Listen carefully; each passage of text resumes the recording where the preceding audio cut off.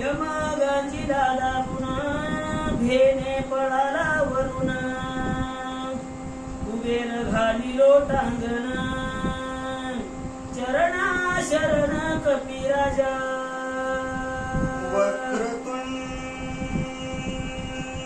महाकाय सूर्यकोटि समप्रभ निर्विघ्नं कुरु मे देव सर्वकार्येषु सर्वदा.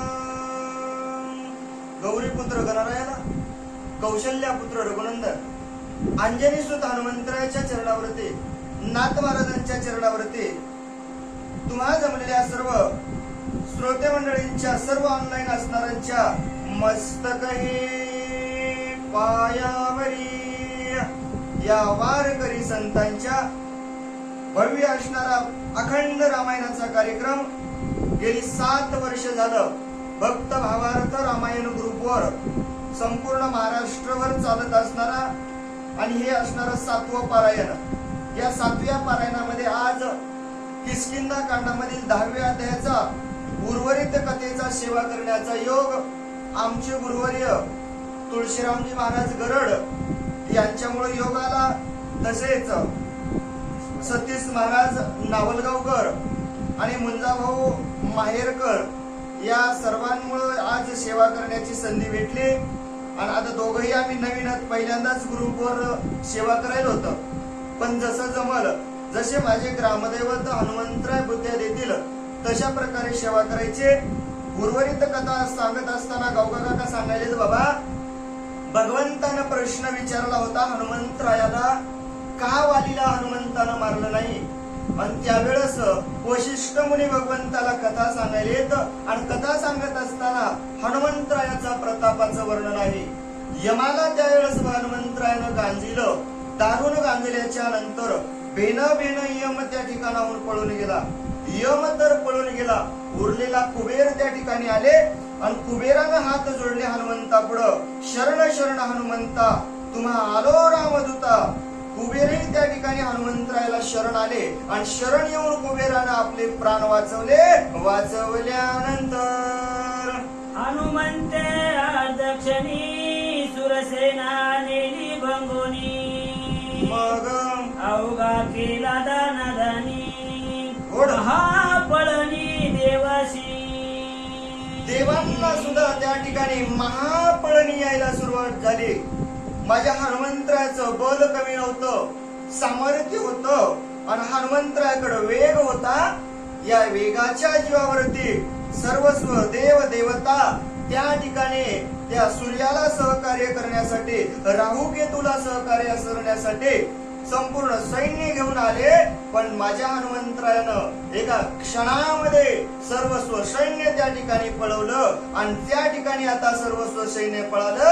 पळाल्यानंतर हनुमंताच्या वेगा पुढे आम्ही पळावे कोणीकडे.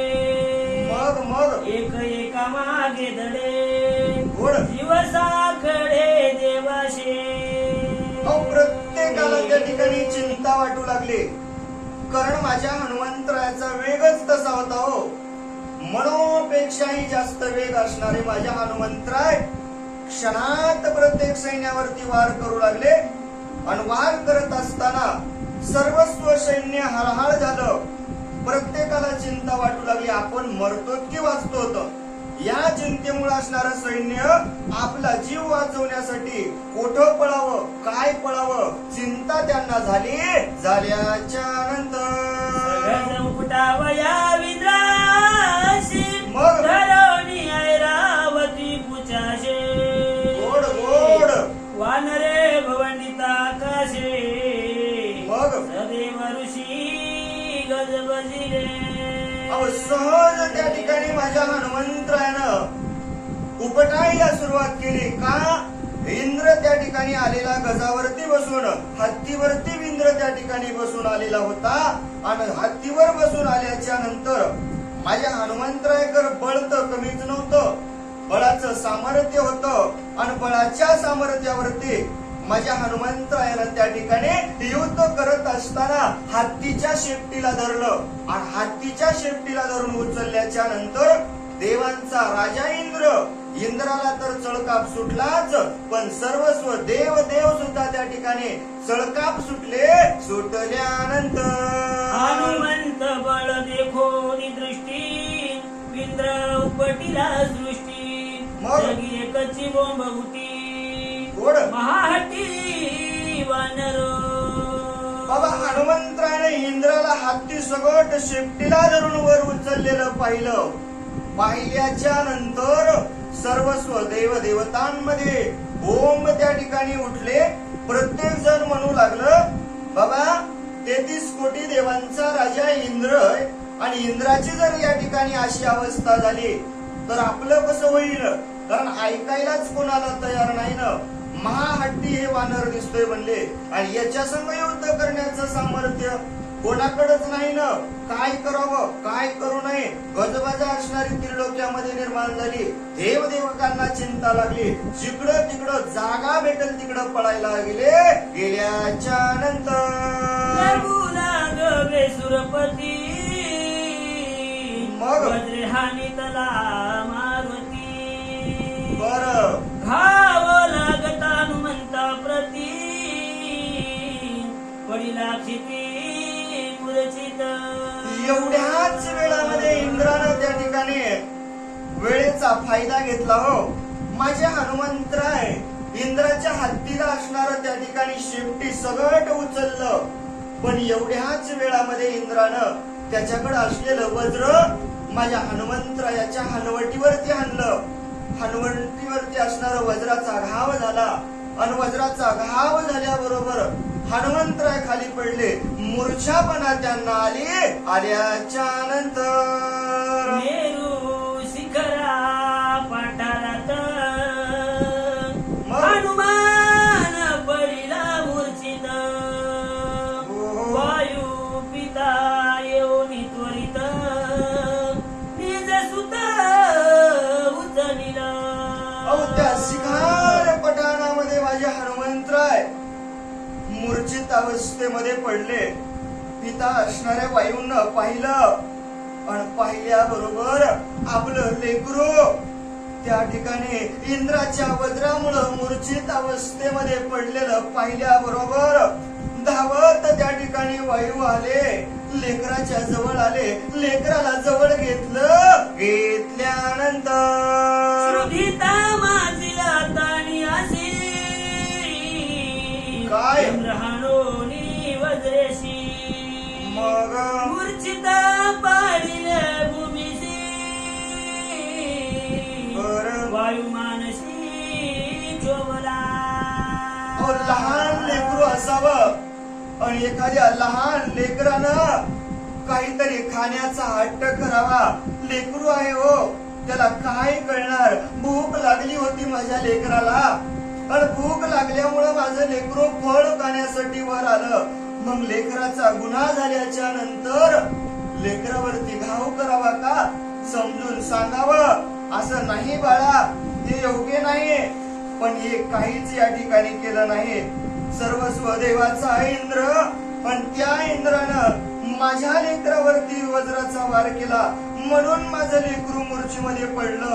राग त्या ठिकाणी वायूला आल्याच्या नंतर वायुक्षोभोनी संपूर्ण मग आकर्षिले जगाचे प्राण. ब्रह्मादिका संकट पूर्ण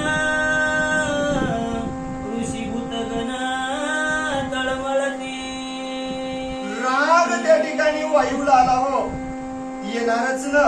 राग का नाही येणार? हो स्वतःच्या पोटचा गोळा असणारा हनुमंत वायुपुत्र म्हणून ज्याला आपण ओळखतो, स्वतःच लेकरू जमिनीवरती पडल्याच्या नंतर वडिलाला राग येणारच. कळवळा माझ्या हनुमंतरायाची आली. जवळ हनुमंतरायाला घेतलं आणि राग आल्याच्या नंतर वायूने सर्वस्व त्रिभुवनामध्ये फिरणारं वार त्या ठिकाणी बंद केलं. वार बंद केलं लागल्याच्या नंतर सर्वस्व देव देवतांना चिंता निर्माण झाल्याच्या नंतर आयुष्यभोनी सक्रोध मग? आंतरिकेला प्राणरोध बरं. प्राणापान ठेले सत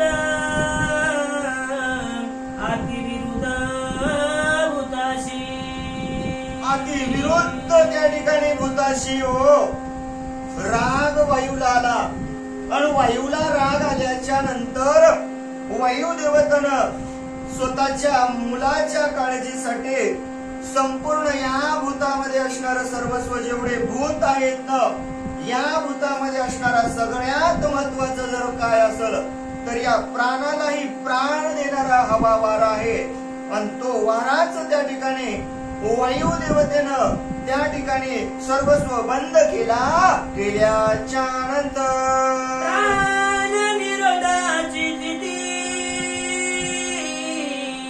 मग देवी भूताची नित्य गती हो कोणा नाही सुख प्राप्ती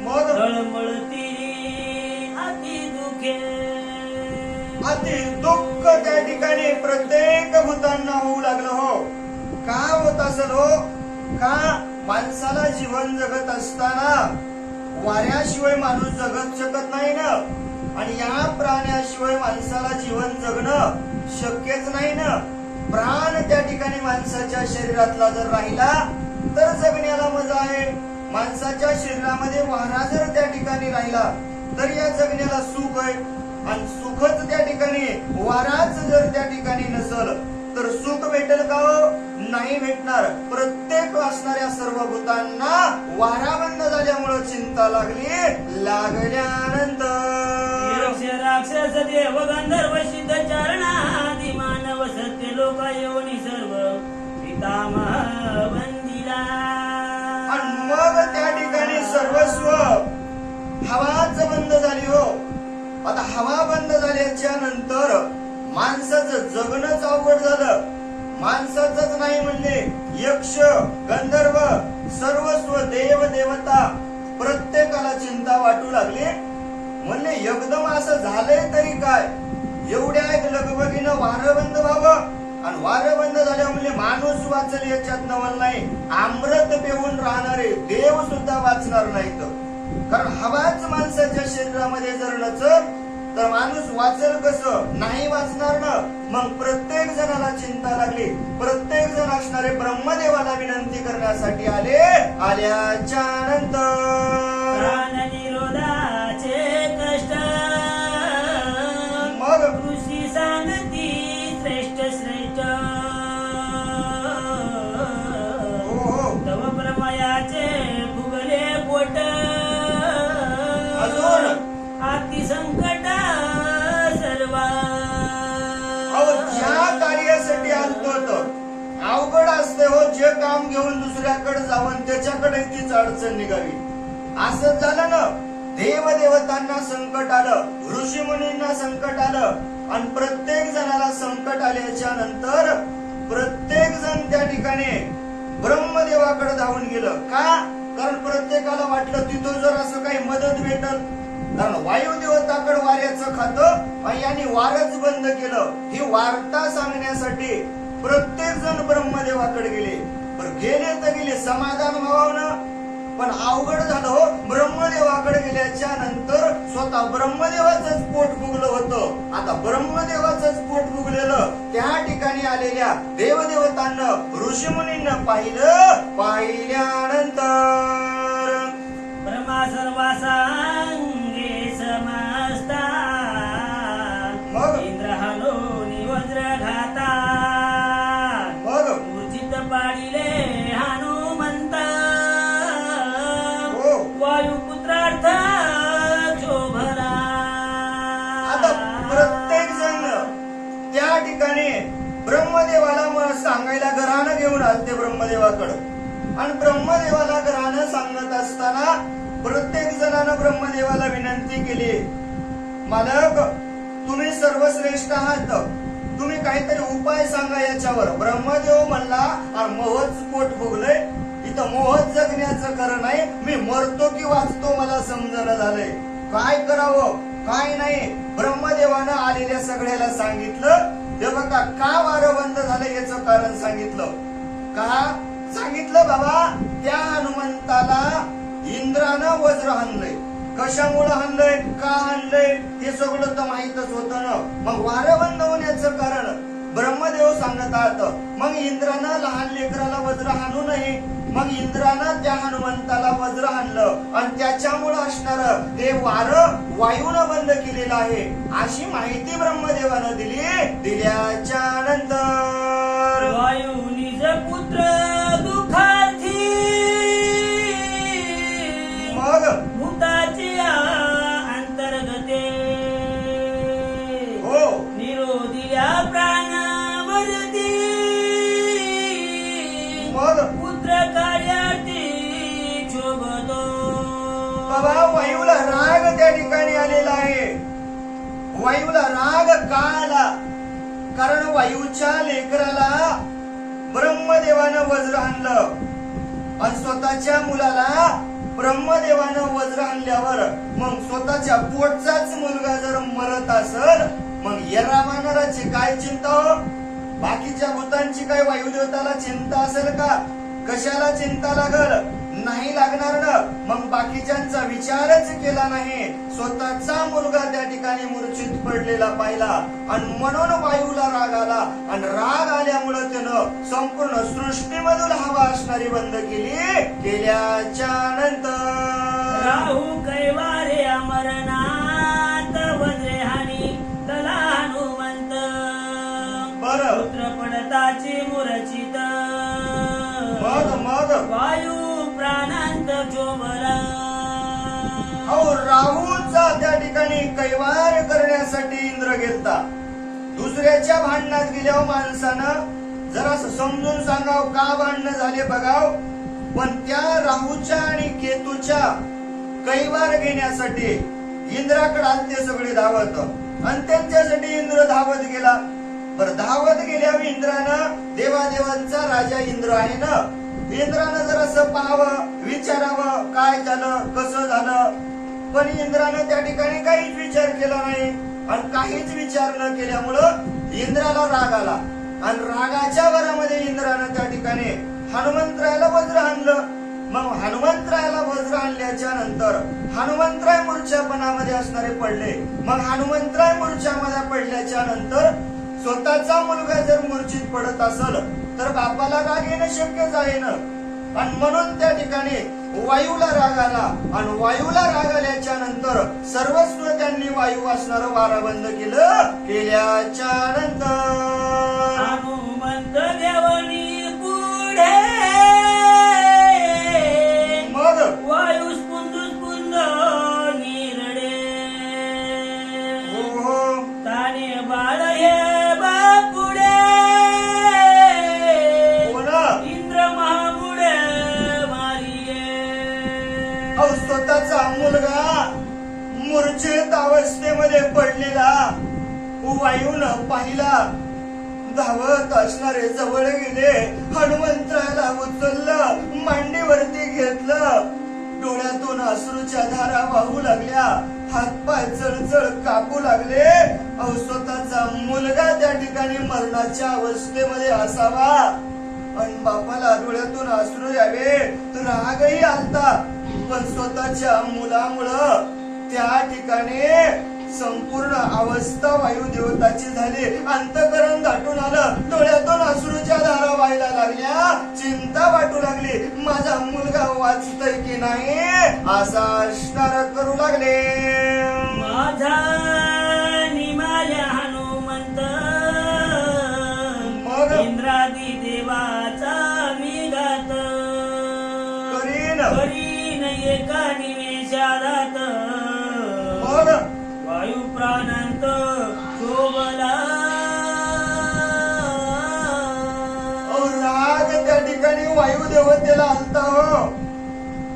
आणि वायू देवता म्हणू लागले, बाबा माझा या ठिकाणी हनुमंतराय जर निमाल्या गेला, मारल्या गेला तर मी या संपूर्ण ब्रह्मांडामध्ये असणाऱ्या 33 कोटी देवतांचा घात केल्याशिवाय राहणार नाही. जर माझाच हनुमंतराय माझ्यापासून दूर गेला तर मला दुसऱ्यांचं काय गरज आहे. माझ्या हनुमंतराय जर मला सोडून गेला, एकाही देवताला एकाही प्राण्याला मी या ठिकाणी वाचू देणार नाही. राग त्या ठिकाणी आल्याच्या नंतर प्राणावृत्ती जळत वायू मग होत जगाचा जगदायू. पुत्र क्षोभे क्षोभोनी बहु मग भूता प्रलय मांडिला. सर्वस्व त्या ठिकाणी धरती वृत्ती प्रलय मांडल्या गेला. प्राण वृत्ती असणारा वायू त्या ठिकाणी सोबल्या गेला आणि तो जगाचा जगत वायू आहे. जग चालतं कोणावर? वाऱ्यावर चालतं. माणूस सर्वस्व असणार करू शकल, पण माणसाच्या शरीरामध्ये वारच या ठिकाणी जर नाही राहिलं तर त्याचा प्राण राहील का? नाही राहणार. मग तोच वायू देवता असणारा सोबल्या गेला आणि सांगितलं, माझाच मुलगा जरी या ठिकाणी निघाल्या गेला तर मी एकालाही या ठिकाणी सोडणार नाही. घात केल्याशिवाय राहणार नाही. सर्वस्व भूताला असणारा प्रलय त्या ठिकाणी मांडल्या गेल्याच्या नंतर प्राणे प्राण्या नित्य सुख प्राणे प्राण्या नित्य हरिक. मग प्राण जाताच निषेक गोड मधुक प्राणी अशी. अहो या प्राण्याचं असणारं नित्य सुख कशामुळे आहे हो? माणसाच्या शरीरामध्ये प्राणवायू जर जिवंत असेल तरच या प्राण्याला या शरीराला सुख आहे. आणि तो प्राणवायू आपल्या शरीरामध्ये आहे म्हणून असणार आपण चालतो, बोलतो, सर्वस्व करतो. तो जर वायूच या ठिकाणी निघून गेला तर आपल्याला हरिक राहणार नाही ना. मग निषेक त्या ठिकाणी निर्माण होईल आणि प्राण्यालाही चिंता लागल. मग माणसाच्या शरीरातलं वारच निघून गेलं तर या धरतीवरती जिवंत राहील का हो कोणी? नाही राहणार ना. कारण प्राणच नाही राहिला तर माणसाचा प्राण या ठिकाणी निघाल्या गेल्याशिवाय राहणार नाही, असं ग्रंथकार सांगू लागले. प्राण गेली आणि भोली मग राष्ट्रप्राय प्राणीजनी. बरं दृष्टी पाहतास रचणारी मग विटाळ मानी जगत्यांचा. काय माझ्या त्या ठिकाणी एकनाथ महाराजांनी सुंदर असणारे या ठिकाणी वर्णन केलंय. बाबा माणसाच्या शरीरामधला जर प्राणच त्या ठिकाणी निघून गेला तर या शरीराला किंमत राहते का हो? लाकडासारखं ना काष्ट लाकडासारखं असणारं शरीर दिसतं. सगळं जग याला लाकडासारखं मानतं. जवळ याच्यामध्ये प्राण आहे तोवर सगळ्याला हे शरीर चांगलं वाटतं, आपलं वाटतं. आणि एकदा याच्यातलं काय जातं शरीरातलं? सगळं शरीर तर जाग्यावरच आहे ना. नाक, डोळे, कान, पाय, हात सर्वस्व जाग्यावर आहे. पण प्राण निघून गेल्याच्या नंतर ते शरीर त्या ठिकाणी लाकडासारखं दिसतो. आणि लाकडासारखं दिसल्याच्या नंतर आपल्या देखत बघा त्या मेलेल्या माणसाला शेवटची आंघोळ घालतात. आणि शेवटची आंघोळ घालत असताना प्रत्येक जणाला माणसं म्हणतात, बाबा या लेकर या, मुली या, नातू या, सगळेच बोलवायले जातात. जिकडं तिकडं प्रथा वेगळी आहे पण सर्वस्व असणारे सगळ्याला बोलवतात. आपल्या देखत आपल्या हातानं त्या असणाऱ्या शरीराला त्या ठिकाणी आंघोळ घालतात. आणि त्या शरीराला आंघोळ घातल्याच्या नंतर त्याची सर्वस्व विधी क्रिया केली जाते. आणि मग सगळे देखत झालं. शरीर तर तेच होतं, कालही सोबत होतं, आजही आहे. फक्त त्याच्यातला काय गेला? वारा निघून गेला, प्राण निघून गेला. मग प्राण निघून गेल्यामुळे सगळेजण काय करतात हो? त्या शरीराचा सुद्धा विटाळ मानतात. त्या शरीराला हात लावला की आंघोळ करा म्हणतात. आंघोळ कशासाठी? ते शरीर काय होतं, कसं होतं, ग्रंथकार पुढच्या वहीमध्ये सांगू लागले. या लागी प्राणे पवित्रता मग प्राणे प्रीती प्रीतिवंता.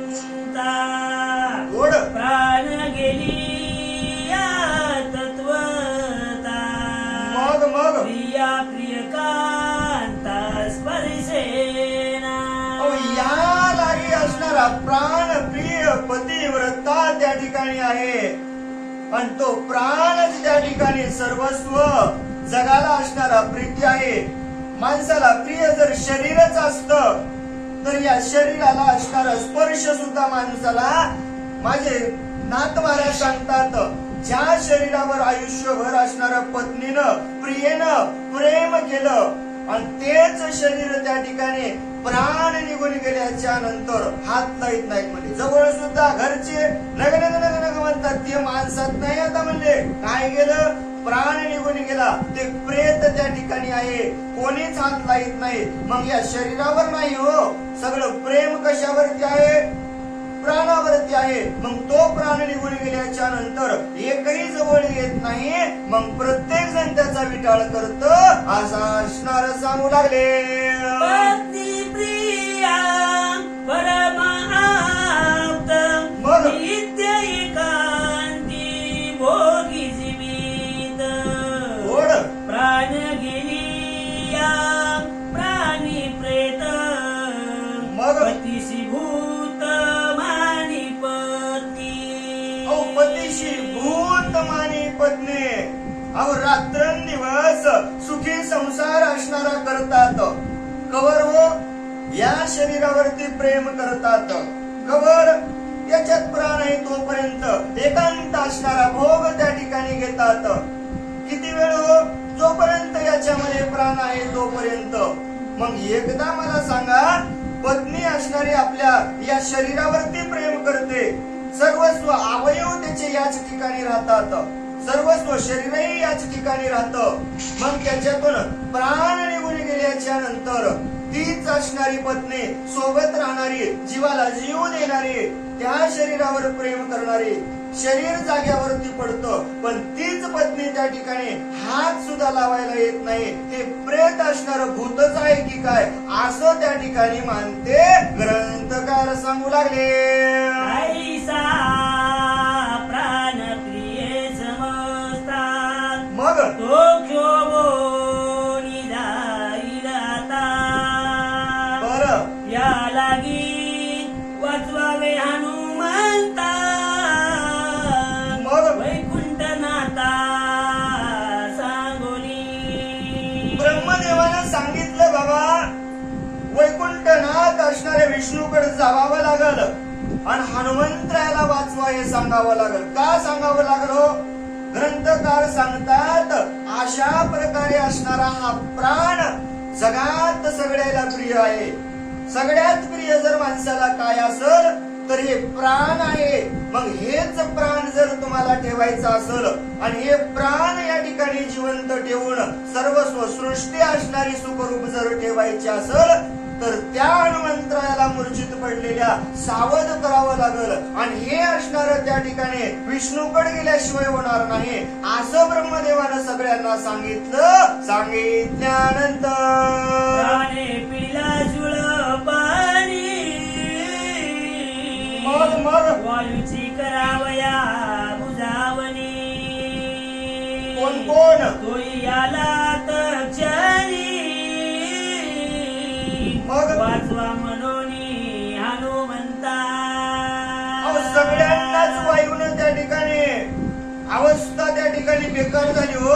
काय करावं चिंता प्रत्येकाला वाटू लागली आणि चिंता वाटत असताना कैलासपती असणारे शिवशंकर भगवंत सुद्धा धावून आले त्या ठिकाणी आणि त्यांनी सुद्धा येऊन सांगितलं, हे बघा म्हणले, आता जर जीवनामध्ये जगायचंच असेल तर एकच पर्याय आहे, वायूला असणारा जर रागातून शांत करायचं असेल तर हनुमंतरायाला वाचवावं लागल अशी विनंती त्या ठिकाणी सर्वस्व करू लागले. शिवशस्त्र चतुरानन मग तिही प्रार्थिला जनार्दन गोड हनुमंता द्यावया जीवदान. मग अवघे जण निघाले. त्या ठिकाणी सर्वस्व बाकी देवदेवतांना विनंती करावं याच्यात नवल नाही. जगाचे असणारे संहार करता शंकर भगवंत कैलासपती त्यांनी सुद्धा त्या ठिकाणी जगाच्या मालकाची विनंती केली. आणि शंकरानं जगाच्या मालकाची विनंती केलेली पाहिल्याच्या नंतर बाकी ऋषीजन म्हणले बाबा शंकरच विनंती करत असल तर मग आपलं काही खरं नाही, तिथंच जावावं लागल म्हणले. हायकोर्टात गेल्याशिवाय न्याय भेटत नाही. सगळेजण तिकडे असणारे जाण्यासाठी निघाले. निघाल्यानंतर ब्रह्महरी आरती घे जन स्वय इंद्रादी देवगण ऋषी श्रेष्ठ श्रेष्ठ प्रजा पूर्ण अवघे जन तेथे आले. आणि सर्वस्व त्या ठिकाणी विनंती करण्यासाठी आले. हो एवढंच नाही, ब्रह्मा विष्णू महेश सर्वस्व ऋषीजन प्रत्येक जण त्या ठिकाणी आले. का? कोणाची? वायूची विनंती करायची होती.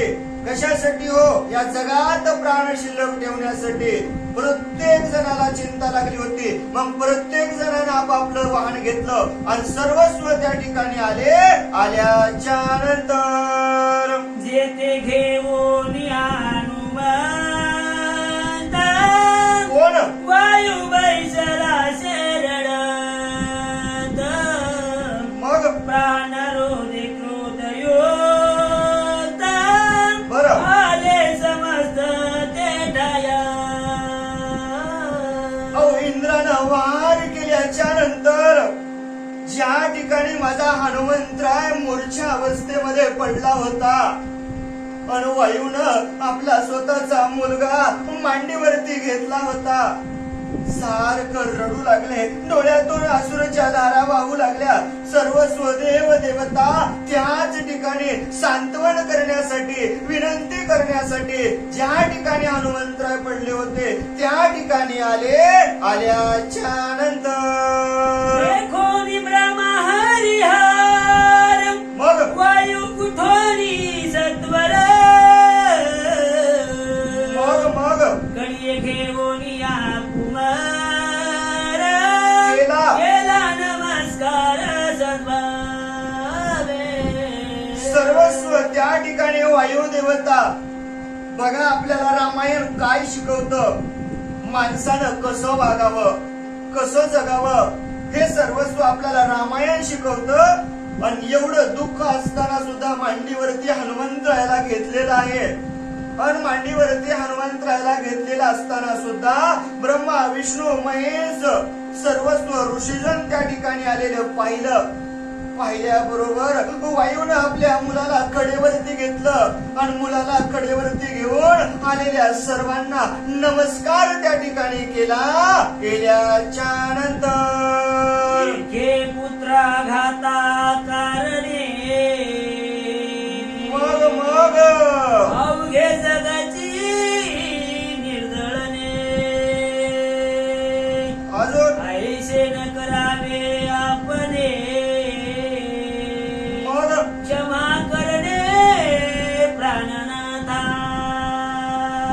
आलेल्या प्रत्येक जणानं हात त्या ठिकाणी वायुपुत्रासोबत जोडला. बाबा प्रत्येक जण म्हणू लागलं ऐका ना, अहो एक पुत्रासाठी हे सगळं जग निर्दळन करणं योग्य नाही ना. मग एकानं गुन्हा केल्यावर सगळ्या विश्वाला शिक्षा द्यावी का? ही योग्य नाही ना. बाबा तुम्ही असणार क्षमा करा. हे प्राणनाथा हे तुमचं योग्य नाही. एका मुलासाठी संपूर्ण सृष्टीला ताण देणं, संपूर्ण सृष्टीचा घात करणं, संपूर्ण सृष्टीचं वारं बंद करणं हे योग्य नाही अशी विनंती त्या ठिकाणी करू लागले.